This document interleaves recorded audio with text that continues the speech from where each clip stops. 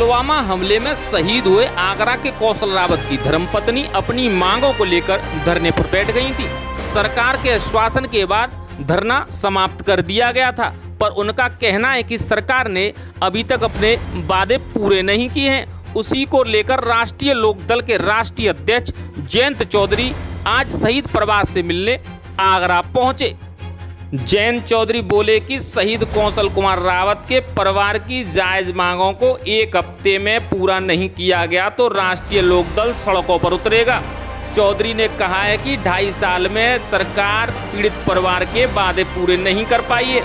चौधरी ने कहा है कि ऐसे परिवार की सरकार को हर तरह से मदद करनी चाहिए। ऐसे परिवार के लिए सरकार को सारे खाते खोल देने चाहिए।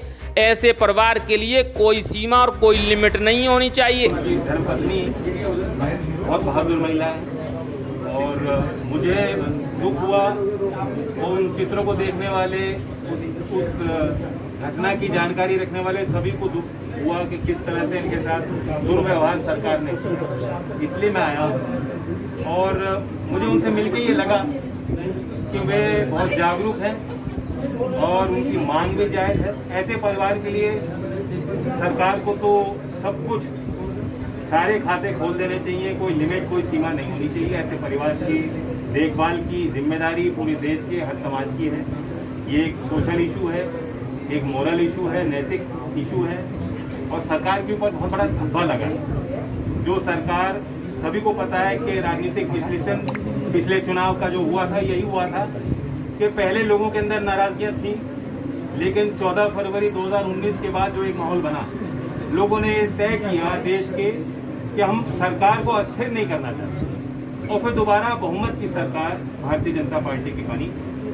राष्ट्रवाद को एक इशू बनाकर आज भी लोगों के बीच वो जाते हैं, चुनावी मैदान में इन्हीं विषयों को लेकर आगे रखकर वोट मांगी जाती है।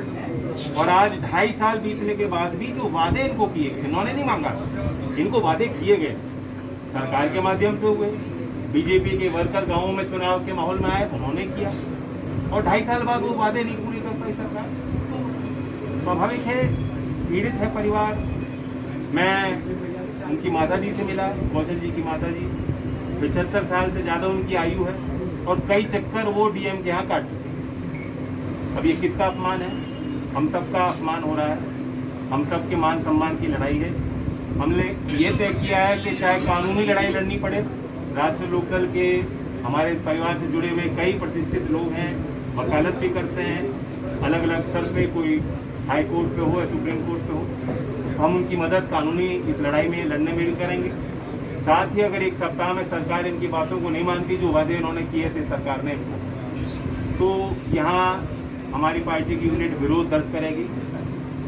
और कल ही मैं राष्ट्रपति के नाम एक चिट्ठी लिखकर और उत्तर प्रदेश में महामहिम राज्यपाल से समय मांगकर कि परिवार वहाँ तक पहुँचे। मुख्यमंत्री के दरवाजे या किसी के दरवाजे जाने की इस परिवार को कोई जरूरत नहीं होनी चाहिए। इनके दरवाजे सरकार आनी चाहिए और उनकी सुनवाई।